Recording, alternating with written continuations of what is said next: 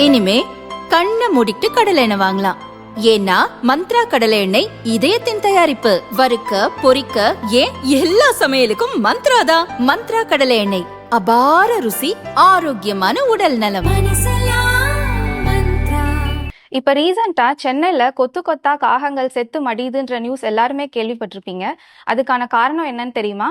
H5N1 அப்படின்ற ஒரு பறவை காய்ச்சலுக்கான வைரஸ் தான் இதுக்கான காரணம் அப்படின்ற ஒரு சந்தேகம் வந்திருக்கு. ஆனா அதுக்கான அதிகாரப்பூர்வமான கன்ஃபர்மேஷன் இன்னும் நமக்கு கிடைக்கல. இது பறவைகளுக்கு நடுவுல சுலபமா பரவும். ஆனா மனிதர்களுக்கு வருமா அப்படின்னு கேட்டா மனிதர்களுக்கும் வரலாம். ஆனா ரொம்ப ரேரா வரும். பறவை காய்ச்சல் மனிதர்களுக்கும் வரலாம். மனிதர்களுக்கு எப்படி வரும்னு பார்த்தோம்னா, பாதிக்கப்பட்ட பறவைகளோட எச்சம், அதோட ராவான இறைச்சி அதெல்லாம் கையாள்றது மூலமா வரலாம். இதோட அறிகுறிகள் என்னன்னு பார்த்தோம்னா, காய்ச்சல், தொண்டை வலி, இருமல், இத மாதிரி காமன் ஃப்ளூ காய்ச்சல் மாதிரி வரும்.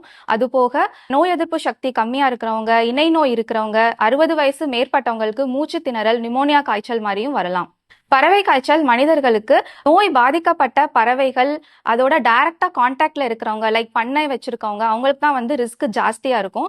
அவங்களுக்குமே எப்படி ஸ்ப்ரெட் ஆகும்னு பார்த்தோம்னா, அந்த பாதிக்கப்பட்ட பறவையோட எச்சம், அதோட ராவான மீட் அதெல்லாம் கையாள்றதுனால ஸ்ப்ரெட் ஆகலாம். பறவையோட எச்சத்தை தொடுறதுனாலயோ மிதிக்கிறதுனாலயோ பறவை காய்ச்சல் பரவலாம். இதை நம்ம எப்படி தடுக்கலாம்னு பார்த்தோம்னா, ஒருவேளை நம்ம அதை தொடுற மாதிரி அமைஞ்சிச்சுன்னா நம்ம கைகளையும் கால்களையும் சோப் வாட்டர் யூஸ் பண்ணி நல்லா சுத்தமாக கழுவிட்டோம்னா இதை நம்ம ப்ரிவென்ட் பண்ணிடலாம். எப்போ நம்ம மருத்துவமனைக்கு உடனே போகணும்னு பார்த்தீங்கன்னா, காய்ச்சல் 2 to 3 days ஃபீவர் இருந்தும் செட்டில் ஆகாம கண்டினியூஸ் ஆகிட்டே இருக்குன்னா மருத்துவமனைக்கு கண்டிப்பாக போகணும். அது போக மூச்சு திணறல் ஏற்பட்டாலும் கண்டிப்பாக மருத்துவரை அணுக வேண்டும். பறவை காய்ச்சல்லேருந்து மனிதர்களும் பறவைகளை வளர்க்குறவங்களும் எப்படி பாதுகாத்து கொள்ளணும்னு இப்போ பார்ப்போம்.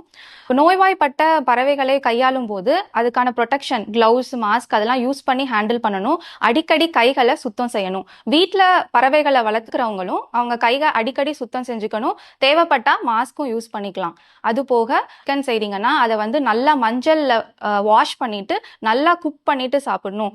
ஹாஃப் குக்டு கிரில் அந்த மாதிரி இதை கொஞ்ச நாளைக்கு தவிர்க்கலாம். இது போக நீங்க இறந்து போன பறவைகளை பார்த்தீங்க அப்படின்னா உங்களோட கைகளால நீங்க அதை கையாளாம அரசாங்கத்துக்கு, அதாவது கால்நடை துறைக்கு நீங்க அதை சொல்லிட்டீங்கன்னா அங்கிருந்து அதிகாரிகள் அதை முறையாக அப்புறப்படுத்துவார்கள்.